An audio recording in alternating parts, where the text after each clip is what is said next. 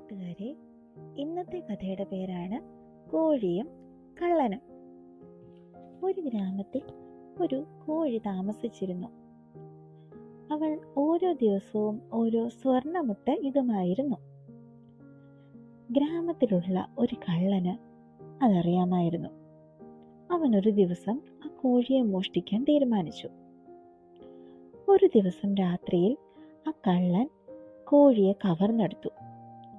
അവൻ ചിന്തിച്ചു, ഇനി ഞാൻ സ്വർണം കൊണ്ട് ധനികനാകും.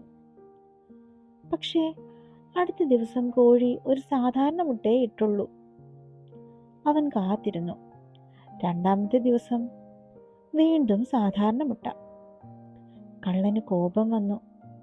അവൻ കോഴിയോട് ചോദിച്ചു, നിന്റെ സ്വർണ്ണമുട്ട എവിടെ? കോഴി പറഞ്ഞു, ഞാൻ എൻ്റെ വീട്ടിൽ സന്തോഷത്തോടെ ജീവിക്കുമ്പോഴാണ് അതുണ്ടാകുന്നത്.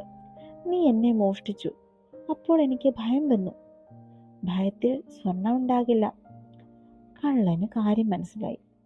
അവൻ കോഴിയെ തിരികെ വീട്ടിൽ കൊണ്ടുവിട്ടു. കോഴി വീണ്ടും സന്തോഷത്തോടെ സ്വർണ്ണമുട്ട ഇടാൻ തുടങ്ങി.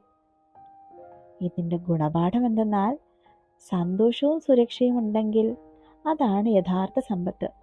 മോഷ്ടിച്ചാൽ നഷ്ടമാകുന്നത് സന്തോഷമാണ്. Good night.